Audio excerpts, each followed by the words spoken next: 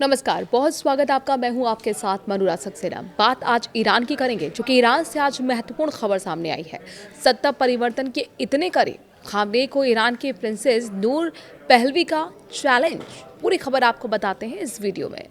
Iran की निर्वासित राजकुमारी ने अपने लोगों से इस्लामिक गणराज्य के खिलाफ जोर लगाने की अपील की है। उन्होंने कहा है कि इससे पहले कभी भी हालात सत्ता परिवर्तन के इतने करीब नहीं आए हैं। ईरान पर युद्ध का साया मंडरा रहा है। ऐसे में ईरान की निर्वासित राजकुमारी और रजा पहलवी की बेटी नूर पहलवी ने खामनेई शासन को चैलेंज करते हुए ईरान के नागरिकों से सत्ता परिवर्तन के लिए जोर लगाने की अपील की है। साथ ही उन्होंने अमेरिका से भी इनका वहां के लोगों का साथ देने की मांग की है। उन्होंने कहा है कि इससे पहले कभी भी हालात सत्ता में बदलाव के इतने करीब नहीं रहा है। नूर पहलवी की सत्ता परिवर्तन की भावुक अपील ऐसे समय में आई है जब ईरान की सड़कों पर और दुनिया भर में शासन के खिलाफ विरोध प्रदर्शन जारी है। उनके नए लॉस एंजलिस स्थित नए घर के सामने भी ईरान में सत्ता परिवर्तन से जुड़ी विशाल रैली निकाली गई थी। ये विरोध प्रदर्शन राष्ट्रपति ट्रंप के ईरान के खिलाफ नए सिरे से दी गई मार्कों के समांतर चल रहे हैं।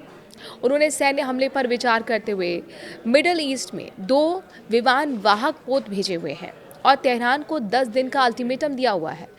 मीडिया रिपोर्ट के मुताबिक नूर पहलवी ने कहा कि ईरान के अंदर और बाहर से पड़ रहे दबावों की वजह से पता चलता है कि शासन में बदलाव की इतनी प्रबल संभावनाएं पहले कभी नहीं थी।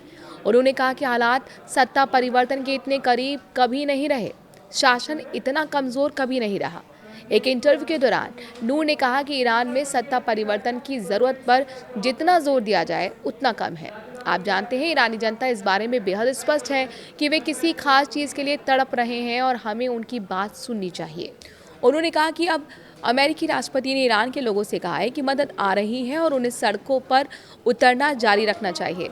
तो लोगों ने सचमुच उनकी बात सुनी। उन्होंने सड़कों का नाम उनके नाम पर रखा है, उनके चेहरे वाले पोस्टर लिए हुए हैं। वे उनसे गुहार लगा रहे हैं कि वे आकर उनकी मदद करें, क्योंकि वे इस सरकार से निहत्थे लड़ रहे हैं।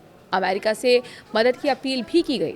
इस क्षेत्र में तैनात अमेरिकी सेना की भारी संख्या को देखकर उन्होंने कहा कि मुझे उम्मीद मिलती है। ईरान के अंदर मौजूद कई लोग आशा की किरण लिए बैठे हैं। वो बस इंतजार कर रहे हैं, प्रार्थना कर रहे हैं और मदद आने तक जीवित रहने की कोशिश कर रहे हैं।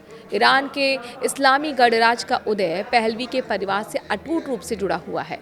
उन्होंने दशकों तक देश में सत्ता परिवर्तन की तैयारी में बिताया है, ये जानते हुए कि शासन का पतन हो जाएगा।